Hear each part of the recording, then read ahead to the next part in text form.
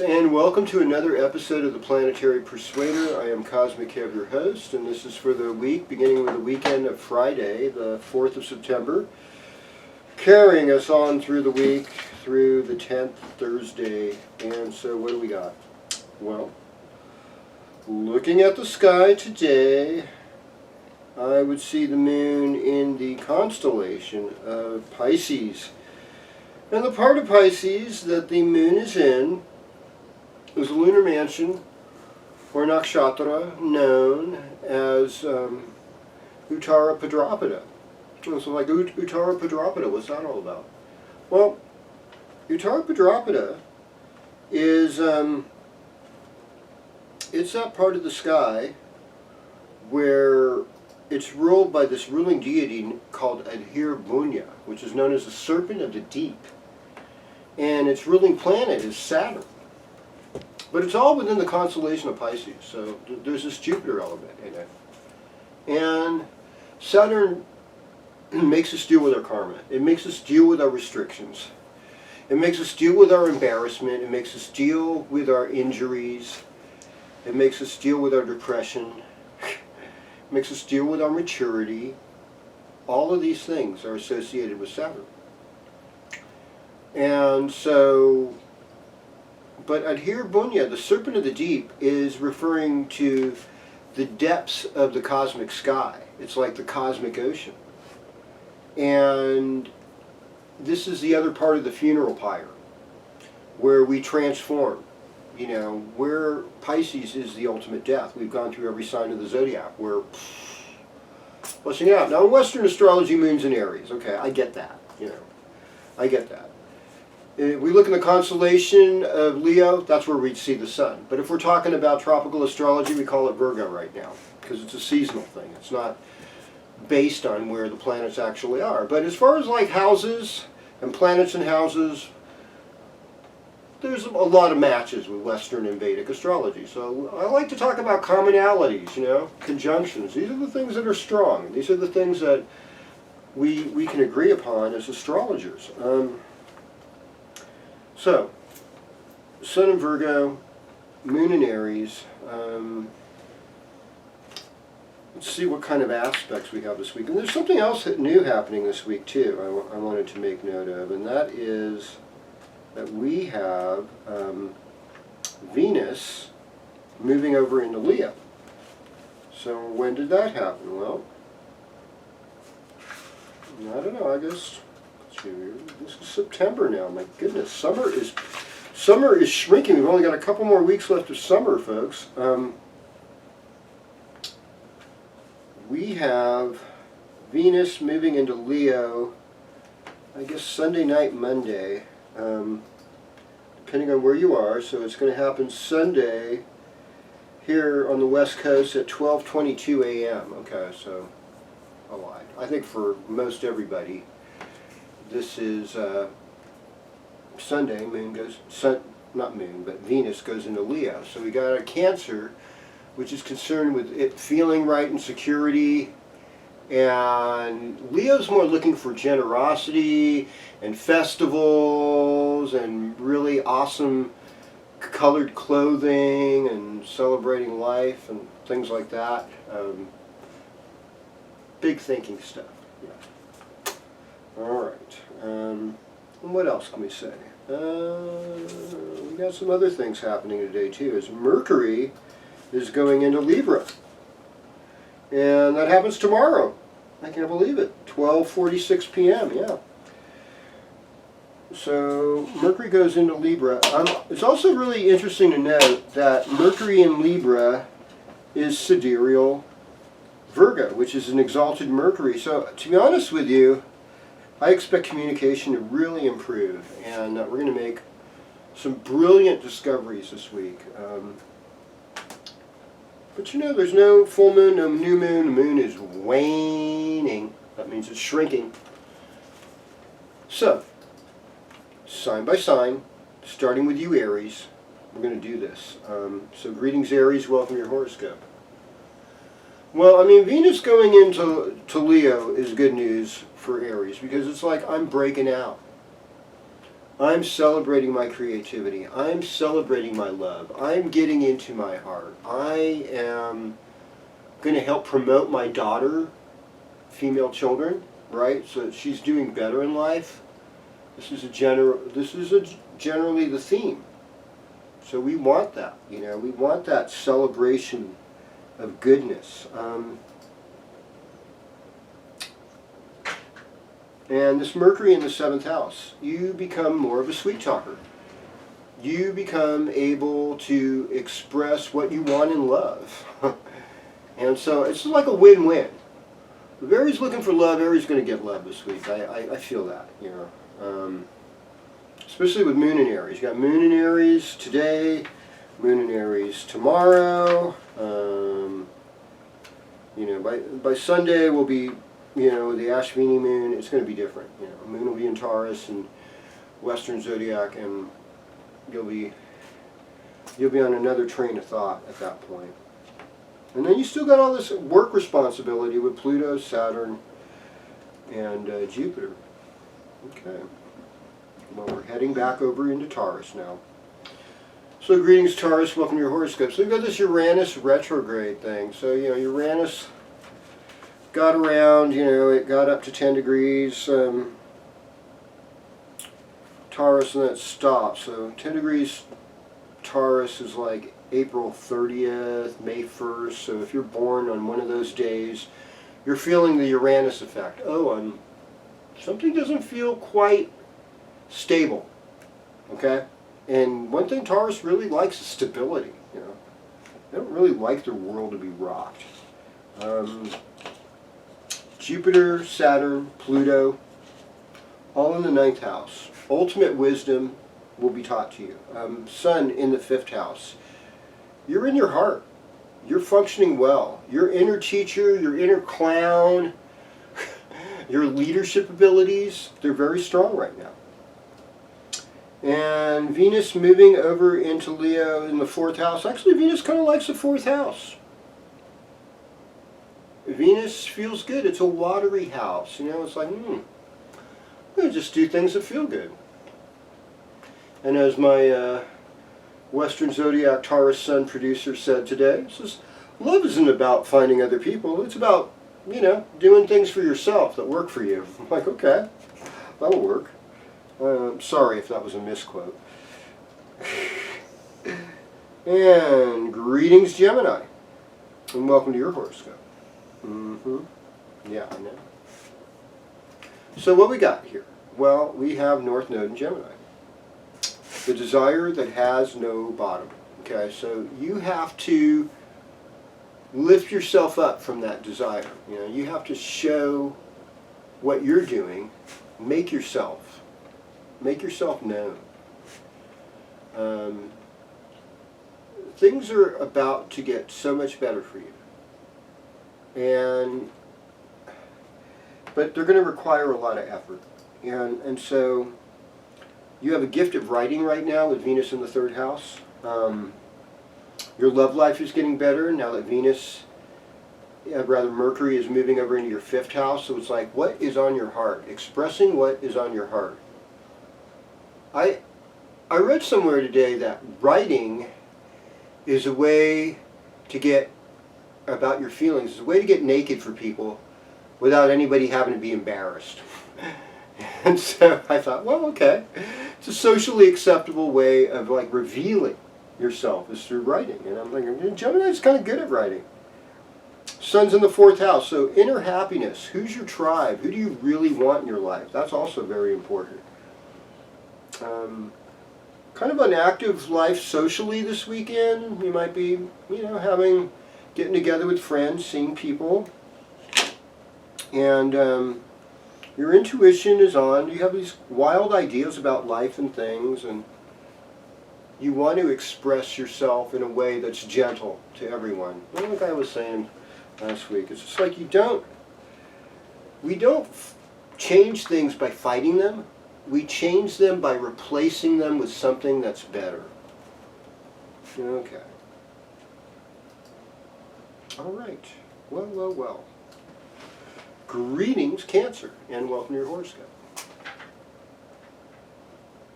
And the thing is like people really mean well. You probably mean well.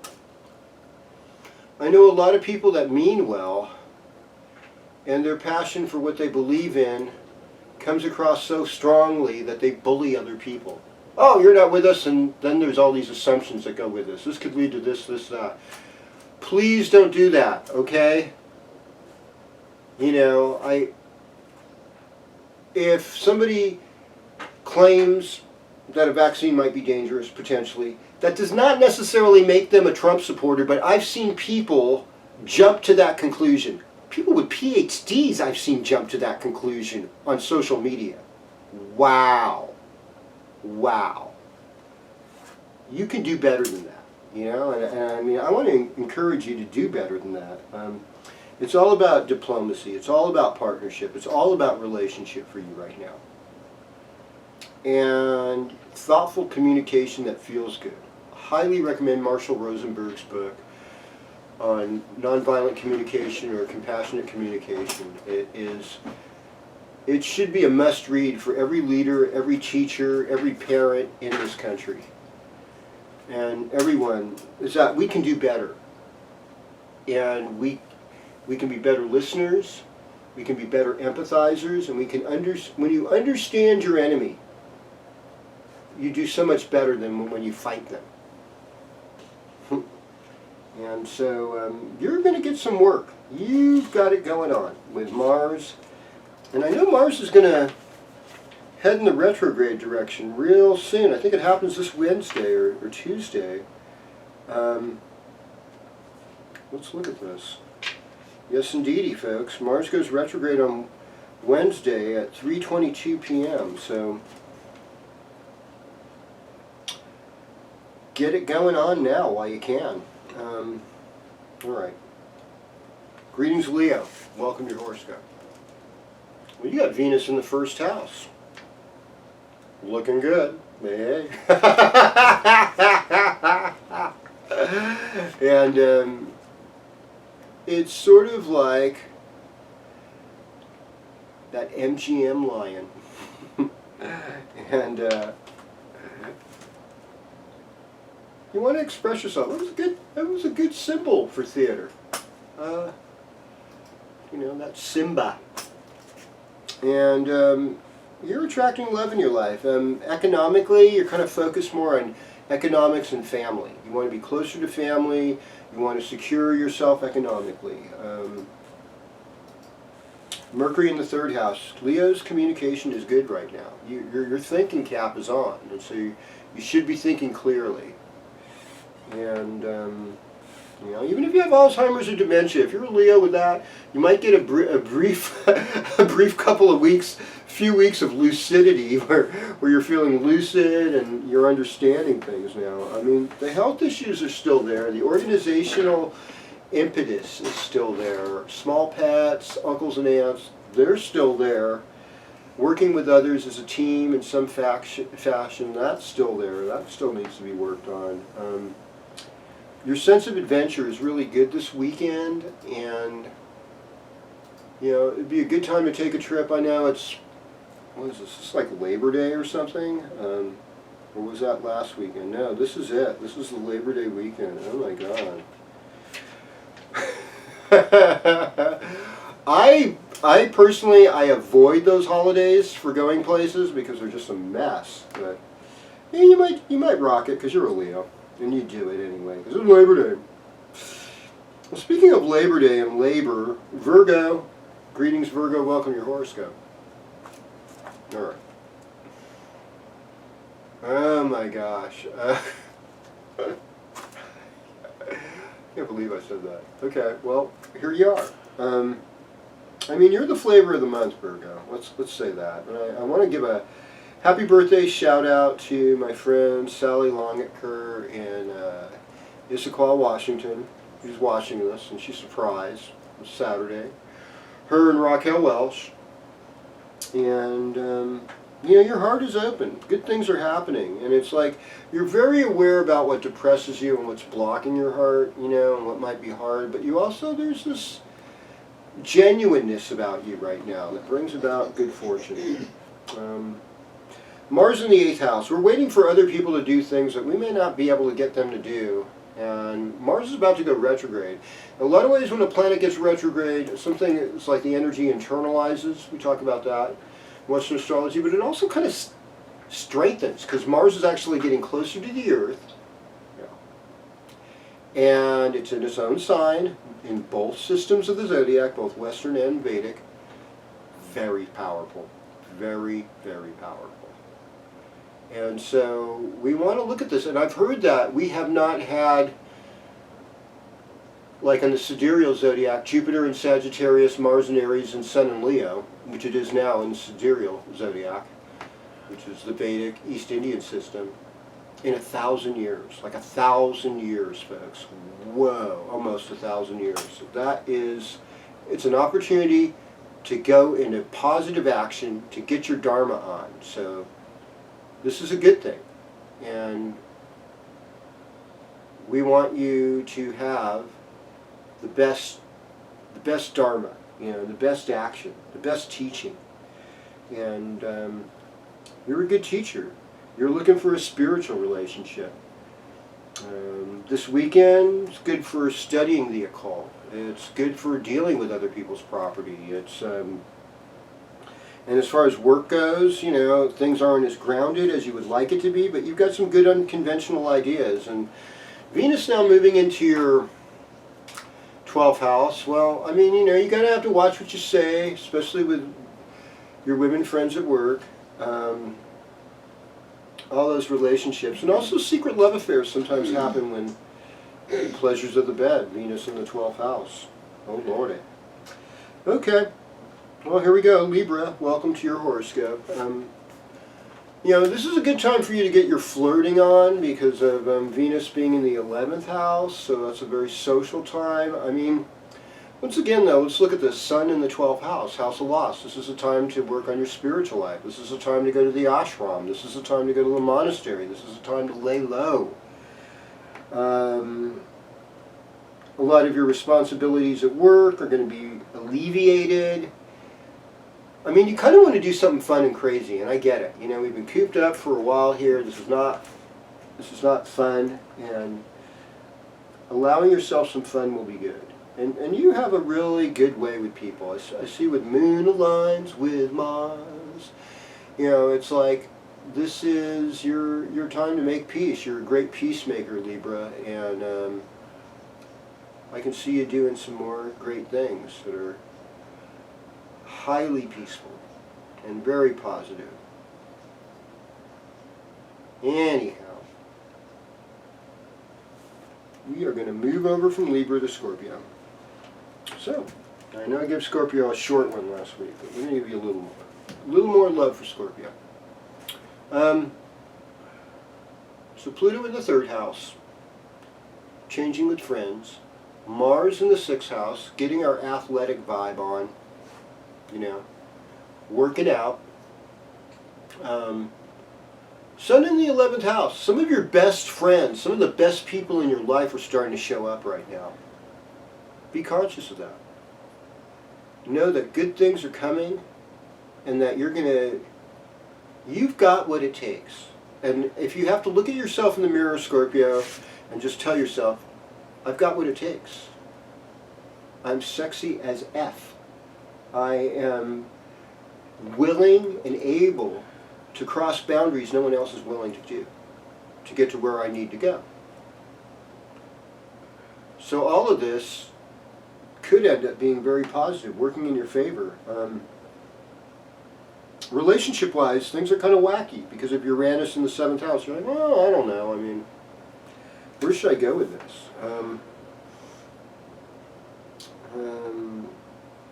Venus is in your midheaven, so you work with your creative juice right now. Whatever you can do creatively that you can show the world, do it. Because this is going to help you move ahead, Scorpio. Right now, you've got the juice. You've got the ability to make things happen. And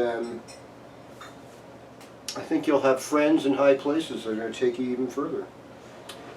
Well, greetings, Sagittarius. Welcome to your horoscope. So, I mean, for Sagittarius, Virgo time is Sun in the midheaven, so this is all about career, this is about work, this is about where we fulfill our karma, where the public needs us. So there's things, you know, you were born here in this time and space for a reason. And that reason is becoming much more evident. It's becoming much more visible and more real and obvious to you than it ever has been. So, I mean, Jupiter is in the second house, house of wealth, but it's also house of family. It's also dealing with things that involve your neck or your mouth or your throat. So if you were having dental work or it's taking time, that could be another scenario with this position. The other thing is, we've got Neptune in the fourth house, so it's like you really want to make peace with yourself. Like, your inner life needs to be that sanctuary, that place of a temple. Mars in the fifth house. I said this maybe last week. You know, if you have a son that's involved with something, you want to support him. You want to help.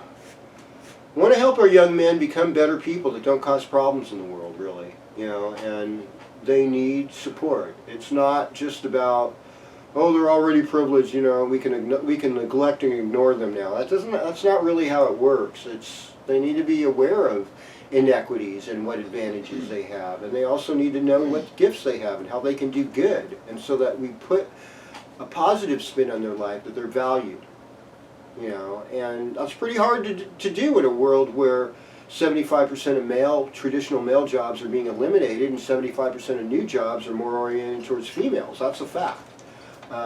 So what are we doing to help our boys? You know, because boys who are not out of work and stuff and not feeling valued often cause a lot of problems. And so we want to put them in the positive and spend some time loving them, giving them the skills and the encouragement to do the right thing. You know, take them on a camping trip, you know, initiate them into manhood. You know, if you're not, maybe not as a father, but like as an uncle, you know, well, they're not as emotionally hung up on you as a leader, and you could do some really cool things with your boys. Okay, well, greetings Capricorn, welcome to your horoscope. Well, we've got Venus in the 8th house, so I mean it's kind of like, I was having lemon and I want more lemon.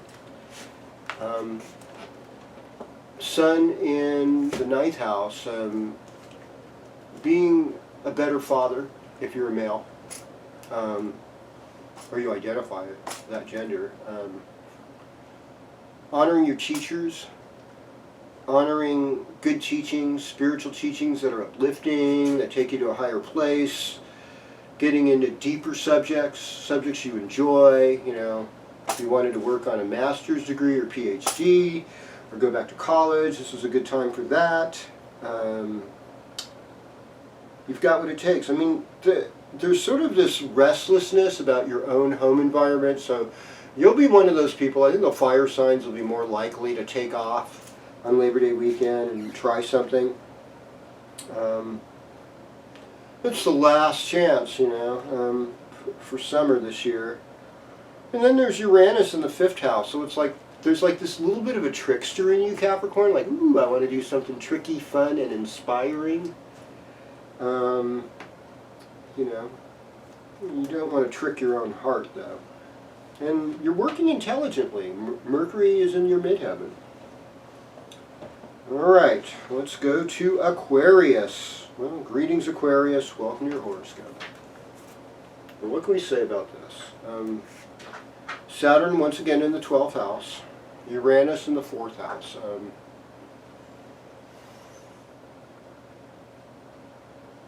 I think, you know, the mantra is there's no stability like instability.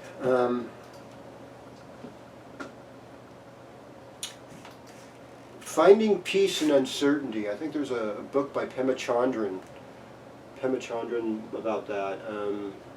Who wrote, this woman, she's a Tibetan Buddhist monk, or nun, she wrote When Things Fall Apart. That's like probably her famous book. Beautiful work.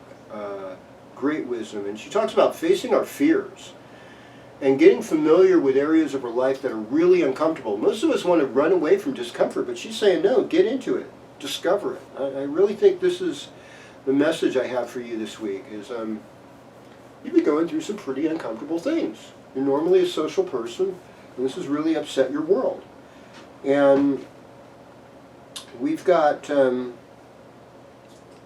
Mars is in the third house. Actually, Mars in the third house is a really good place. It's actually an exalted place for it because it gives you courage. So you have a lot of courage to address the BS. That's really good. Now, addressing BS is different than, it's a different thing than necessarily call-out culture. Because it's like, okay, how can we make this better? You know, what is the real truth, and what's a good plan to go with that? It's different than just somebody's wrong. It's just different as, well, this is actually what's happening. How can we work with this? How can we change your plan to make it go? And now relationships are getting better, like I said, because Venus is in the 7th house, so you're attracting more love. And Virgo time is kind of a rough time for Aquarius. It's like, oh, we're going through transformation. We're not in control. We're not in power. And we're kind of control freaks because we know.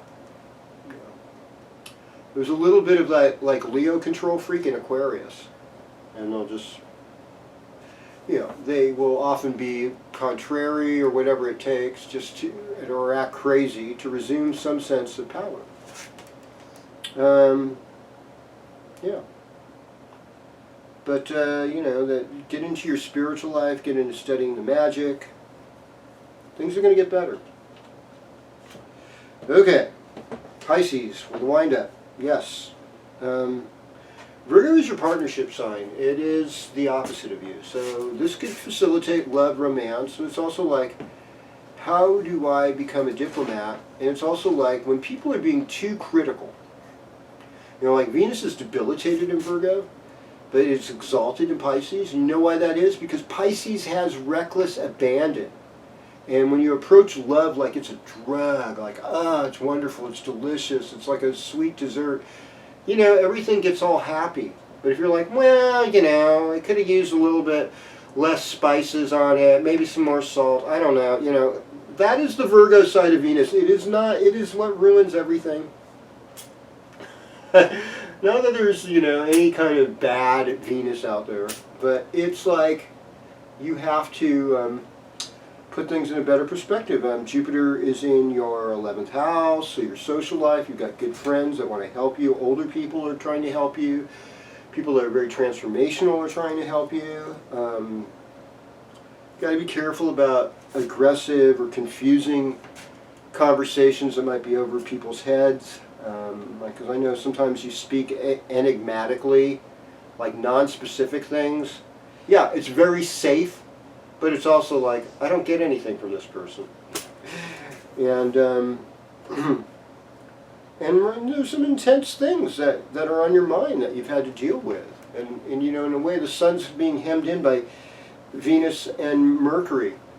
And so it's like, gosh, my soul feels like relationships are a lot of work. And they are. Love is work. And so do the good work, because love is good work. And I want to leave you with that. It's KozMcKev, the Planetary Persuader. Be sure to ring the bell notification, like, share it with a friend, share it on your social media page, subscribe. And I love your comments. Keep them coming. I look forward to being with you next week when we do this again.